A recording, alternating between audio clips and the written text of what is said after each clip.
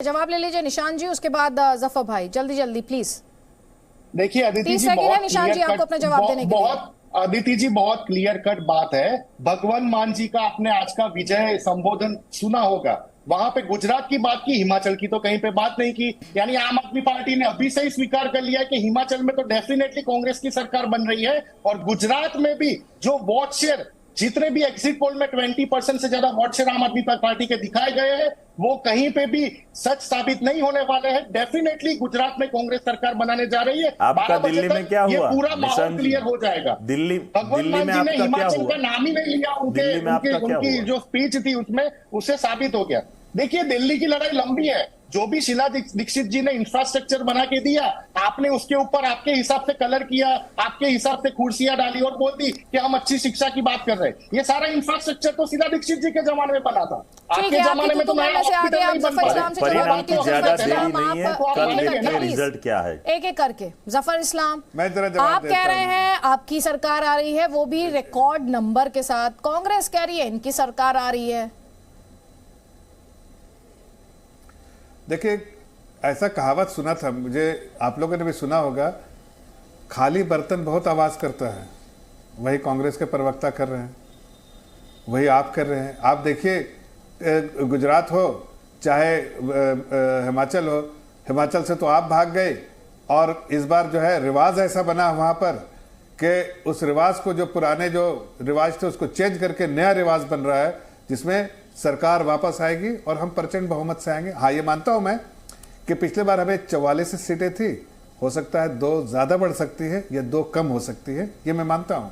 छोटा स्टेट है, छोटे छोटे वोट्स होते हैं, नंबर वोटर्स कम होते हैं, इसलिए बेकर 2 + 2 - 2 44 का जो पिछले बार के आंकड़े थे। लेकिन गुजरात में एक तो सरकार यहां बनेगी, खाली बर्तन कांग्रेस जो है आवाज बहुत करता है, यहां भी कर रहा था, और वहां तो सन्नाटा छा गया था, हार पहले मान लिया लोगों ने।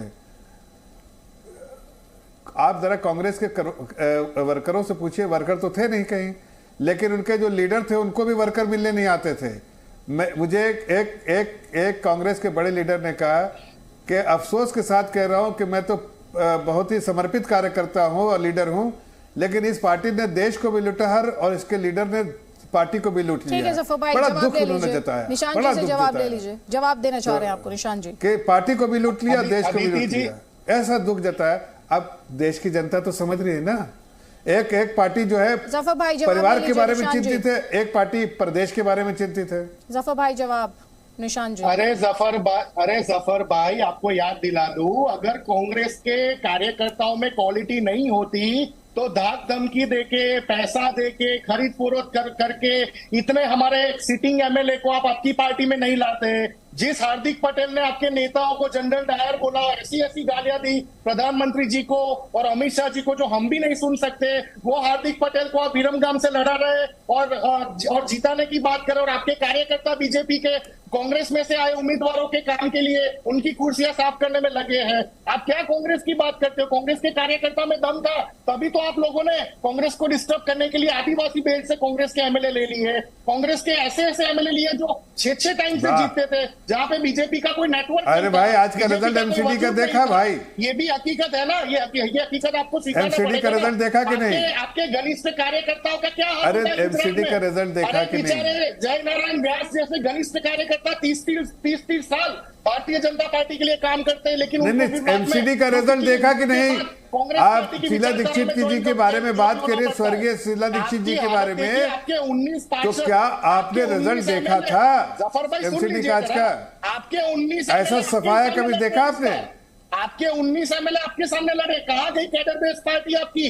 कहाँ गई डिसिप्लिन वाली पार्टी? इलेक्शन मोड से बाहर आ जाइए। अरे तब परेशान क्यों रहे? जनता के फैसले का दिन आ रहा है, कुछ और घंटों का इंतजार है, और यहाँ पर हम अपने दर्शकों को बाग के एग्जिट पोल का वो हिस्सा दिखाना चाहते हैं जिसमें लोगों से राय ली गई थी कि उन्होंने किन मुद्दों को आधार बनाकर मतदान किया है, यानी वोटिंग की है। ये जानना इसलिए भी अहम हो जाता है क्योंकि इससे ये पता चलता है कि नेताओं ने अपने भाषणों में किन बातों को तवज्जो दी, जबकि वोटर उनसे क्या सुनना चाह रहा था। तो बेरोजगारी 9% लोगों के लिए अहम मुद्दा था जिसके आधार पर उन्होंने वोट डाले। इसी तरह 11% के लिए महंगाई जो था वो आधार था उनके वोट डालने का। सिर्फ 3% लोग, जैसा कि हमने आपको शुरुआत में ही बताया, ध्रुवीकरण का मुद्दा सिर्फ 3% लोगों के लिए रहा, जबकि आपने देखा गुजरात दंगों को एक बार फिर से याद दिलाया गया, सबक सिखाने की बात कही गई। असदुद्दीन ओवैसी ने कई पलटवार किया, कई सवाल खड़े किए, बिल्किस बानो का नाम लेकर वो रोते दिखाई दिए। वहीं सरकार के कामकाज की और विधायक के कामकाज की बात की जाए तो विधायक का कामकाज सिर्फ 5% के लोगों के लिए ही वोटिंग का आधार बना। राज्य सरकार के कामकाज के आधार की बात की जाए तो 6% लोगों ने इस आधार पर वोट डाला। लेकिन सबसे बड़ी बात और महत्वपूर्ण बात, सबसे अधिक 34% लोगों के लिए प्रधानमंत्री मोदी का समर्थन या विरोध अहम मुद्दा रहा। तो नरेंद्र मोदी का विरोध या समर्थन 34% के लिए अहम मुद्दा। और अगला पॉइंट भी ध्यान से सुनिए, केंद्र और राज्य सरकार की योजनाओं के आधार पर 18% लोगों ने वोटिंग की, ये इस एग्जिट पोल में सामने आया। वहीं 14% लोगों ने अन्य मुद्दों के आधार पर अपने नेता का चुनाव किया। तो ये वो मुद्दे रहे जिन पर बहुत बात हुई। और हम आपको ये भी बार बार बता रहे हैं कि कैसे ध्रुवीकरण की कोशिश की गई थी, हिंदू मुसलमान करने की कोशिश की गई थी। लेकिन बड़ी बात, अभी जो मुद्दे हमने आपको गिनवाए उसमें एक बड़ा डेटा ये रहा कि सिर्फ 3% लोग रहे जिनके लिए ध्रुवीकरण मुद्दा रहा। तो इसके मायने क्या निकलते हैं, अब आप वो समझ लीजिए। इसका मतलब ये निकलता है कि धर्म के नाम पर जो बांटने की सियासत थी वो कामयाब नहीं हो पाई, वोटों में तब्दील नहीं हुई और धर्म की राजनीति फेल हो गई। हिंदू मुस्लिम का जो मुद्दा था जिसे उठाने की कोशिश की गई थी फर्स्ट फेज की पोलिंग के लिए जब कैंपेन खत्म हुई तब भी, और सेकेंड एंड फाइनल राउंड की पोलिंग के लिए भी जब कैंपेन खत्म हुई तब भी, लेकिन ये मुद्दा चला नहीं।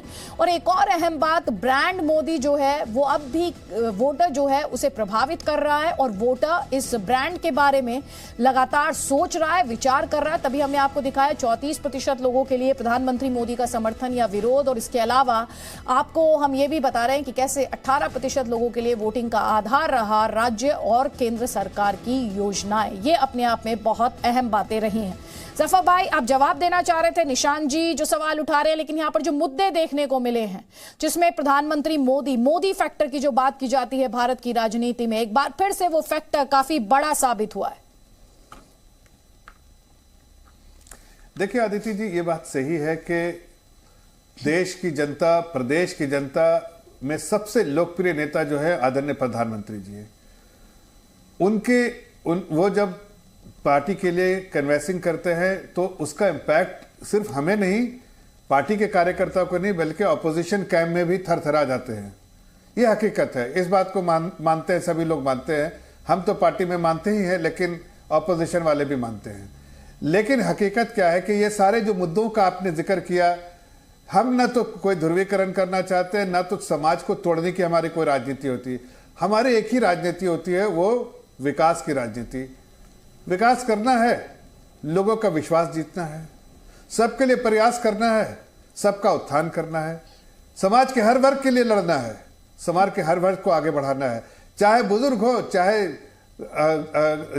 यूथ हो, चाहे युवा पीढ़ी हो, चाहे समाज का कोई भी वर्ग हो, महिलाएं हैं, हम उसको सशक्तिकरण करने का काम करते हैं। लेकिन फिर ये लोगों में दिखता है कि ये आदरणीय प्रधानमंत्री जी देश को कैसे आगे बढ़ा रहे हैं, देश की जनता को कैसे मजबूत कर रहे हैं। आपके ओपोनेंट्स ने ये भी कहा कि आप यूनिफॉर्म सिविल कोड का मुद्दा इसीलिए लेकर आए क्योंकि आप पोलराइज करना चाहते थे। तो ये सारे आरोप आप पढ़ लीजिए। जल्दी से कमेंट यहाँ पे अल्पेश जी आपका, उसके बाद निशान जी। अब जफर भाई आप आगे आदित्य जी, इस पे एक जरा सा यूसीसी पे बोल देता हूं। हाँ सर, मैं आगे आपको फ्लो दूंगी, तब आप जवाब दे दीजिएगा। देखिए, ठीक है जी, आप जैसा